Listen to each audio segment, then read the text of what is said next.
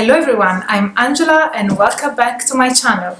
Today I'm very honored to have here with me Dr. Jenny Butler, lecturer in the study of religions at the University College Cork. Particularly happy to have Jenny on my YouTube channel because, as I mentioned to her, basically it's thanks to one of her YouTube video, which I'm going to link in the info box, that I actually realized that it was possible to study paganism and witchcraft from an academic point of view when I was still doing my undertaking my university degrees in Italy. So at the time it seemed like impossible. So it's basically thanks to her and her video that I realized that it was actually possible, and then I did undertake that kind of route.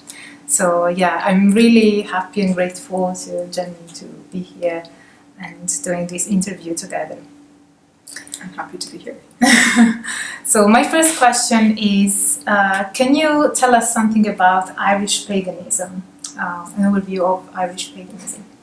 Yes, there are many different types of paganism in Ireland, and for the purposes of my research, I chose the ones that are most prevalent, most visible, so that would be Druidry and Wicca. So there's different forms of Wicca, and there's also other forms of pagan witchcraft in Ireland, so I include that in my research also, and people who identify generically just as pagan. So there are other forms like shamanism, heathenism, and the various forms of the Nordic religions, and different types of Celtic shamanism. So there would be an overlap, different types of Celtic spirituality. So there's an overlap between those and paganism.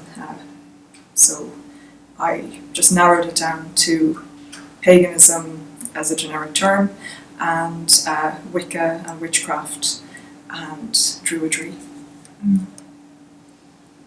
And do you think that there's anything connecting these forms of paganism? What would be like the, yeah?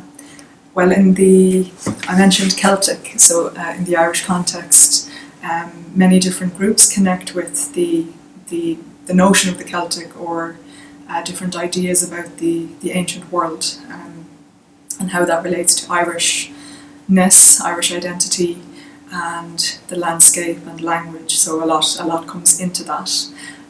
But another thing that connects different groups and solitary practitioners as well is the practice of ritual. So ritual is quite significant for many different forms of paganism, so I think that's the main thing that connects. Mm. Do they also share a belief system or like an idea of the deity, like polytheism, or the idea of God embedded in nature, and these kind of things? Yes, so there are probably more similarities in the types of paganism that I look at, and that would include the general belief systems and worldviews. So as you mentioned, polytheism, things like animism, the sacred or the numinous, whatever you want to call it, being found in nature, or being able to access or communicate with deities via nature, whether that's going to a sacred site or just being out in nature and meditating, or whatever it might be. So there are many shared beliefs, whether it's about the nature of the deities and the spiritual world, the other world, or whether it's to do with the method of ritual, or how you actually express those beliefs. Mm. And what is the most prevalent form of paganism in Ireland? I would say it seems to be on a par with Druidry and Wicca. I mentioned other forms of witchcraft, like traditional witchcraft and hereditary witchcraft. They are there in Ireland, but they're a minority compared to Wicca. There's a lot more practitioners of Wicca and Druidry. There aren't any statistics in for the Irish context. So there hasn't yet been academic research in a quantitative sense. Not even in Italy. I would be surprised if anywhere they do have statistics.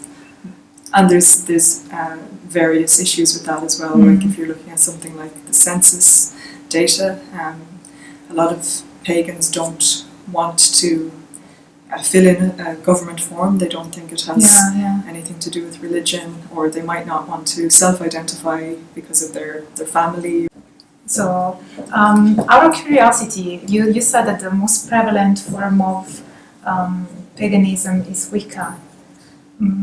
Is a traditional form of Wicca, is like a Gardnerian Wicca or Alexandrian Wicca, or is the a more eclectic form of Wicca?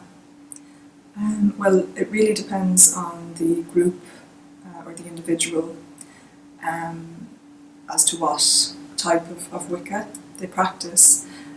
You have, because of Wicca is now a global religion, you have Gardnerian and Alexandrian being described as British traditional witchcraft. So Wicca came from Britain into the Irish context, and for some groups they have modified Wicca because it's viewed as an English religion. They have modified it. That's very interesting. So they have Irishized Wicca. Or Celticized it to adapt it to the land and the different energies and the deities and local, spirits of place. So, and also connecting with what's called the Banthasa, or the wise woman of Irish tradition. So the kind of like a local witch figure, though the word witch isn't found in Old Irish. So there's also a connecting up with older traditions. So there's no word in Old Irish for witch? No, only a word for magic, which is driocht. So dri means druid. So literally druidry is magic. Oh, that's really interesting. I had no idea. So I would say, for example, that in Italy it's the most prevalent form of Wicca is an eclectic one. So that's why I was asking whether that might be the case in Ireland as well, or maybe in the Irish context they tend to be more towards the ceremonial, traditional Wicca. Well, as I mentioned, Wicca has been modified to suit the local environment, but it might be worth mentioning that Ireland has a whole history of ceremonial magic. The very famous poet William Butler Yeats was a member of the Hermetic Order of the Golden Dawn. Maud Gonne, who's a revolutionary and contemporary of Yeats, was also in the Golden Dawn for a time. And artists of that time period, like George Russell, were into theosophy. So you have a whole occult history there as a backdrop for things that emerged later, like Wicca and modern forms of Druidry and so on. So that went into the Irish adaptation of Wicca as well. Mm-hmm. So you still have a maybe a connection with ceremonial magic in a more direct way than somewhere like Italy. At least with Wicca and what you described with it coming via America. So. Okay, so although it is still eclectic, it is more leaning towards ceremonial magic, but in a different way, more linked to the Irish tradition of ceremonial magic. Is there like an example in terms of rituals that they perform in a more ceremonial way? I think yes, it depends on what the ritual is being done for. So something like a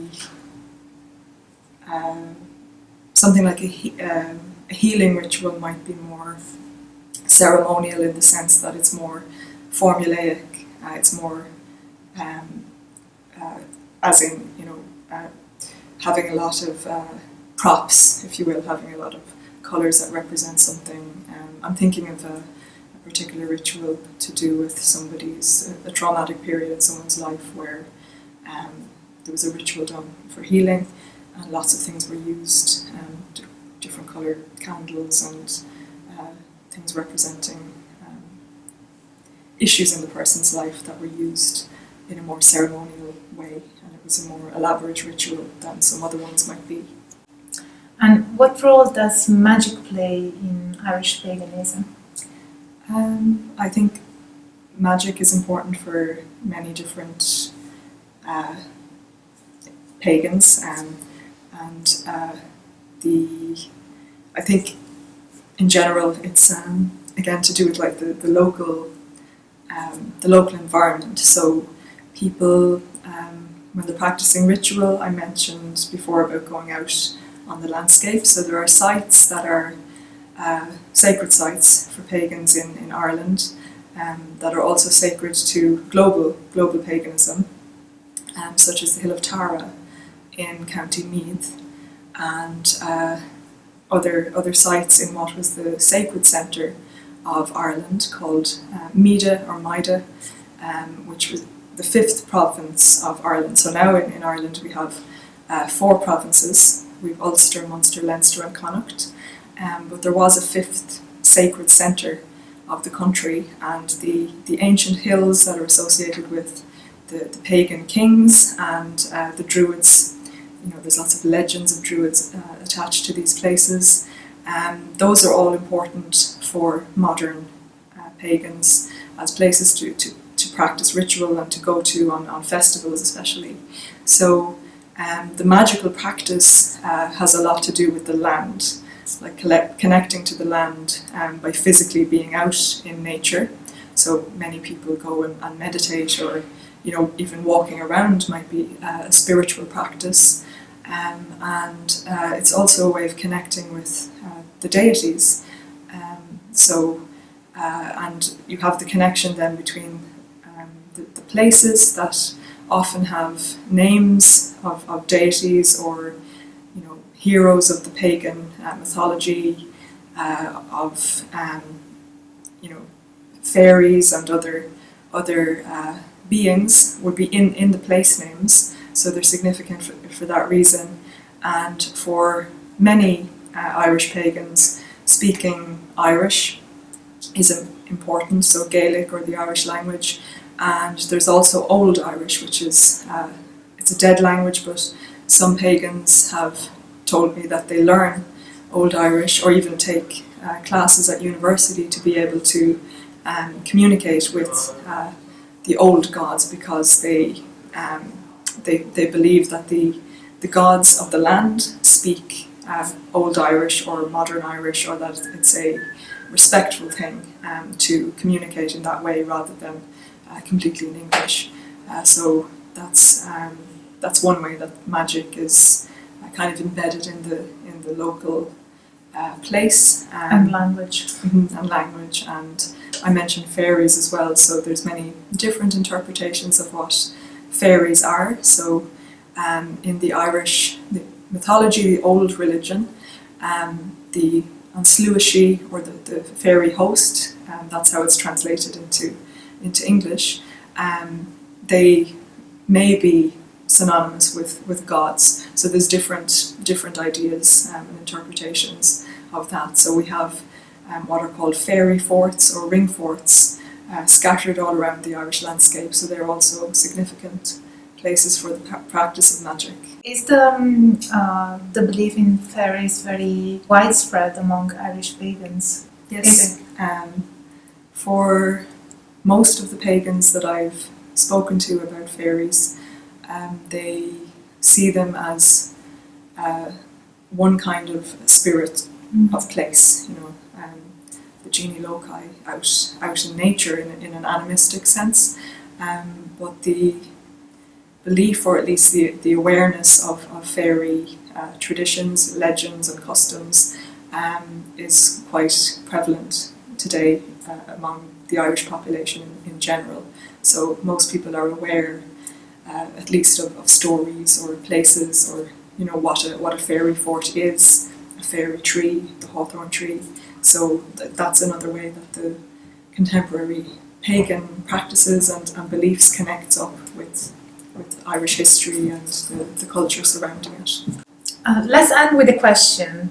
What do you think would be the biggest misconception about paganism in Ireland? I think the biggest misconception is that paganism is the same as devil worship. So in the Irish context, the Catholic clergy in particular, also the Protestant clergy, but it was more so Catholic priests, whether in schools, because the school system was run by the Catholic, predominantly by Catholic clergy, and also from the pulpit at Mass, they would use the word pagan or heathen to mean somebody who is a devil worshipper or maybe antagonistic to Christianity, or to mean somebody who has no religion. So especially when I talk to older generations, they have that kind of reaction, that it's a very negative word, pagan, that it's something bad. So if I'm talking to an older person, I usually start off talking about Druids, because that's a less loaded term in the Irish context. People have different images in their mind, and I usually explain about the sacred sites on the landscape and nature, religion, Celtic spirituality, those kinds of ideas, and then introduce words like witch and pagan as a reclaimed word, and then people usually understand. But I think that's the biggest confusion, that it's something anti-Christian rather than something that's connecting to something that predates Christianity. So in a sense, really, Christianity is irrelevant for many contemporary pagans, because they're connecting with a religion that's older than it. So once again, I really thank Jenny Butler for being here on my YouTube channel, and I will leave all the links to her channel, the video I mentioned, and some of her publications in the info box. Thank you. So hopefully I will see you in the next video. So stay tuned for all the academic fun. Bye for now.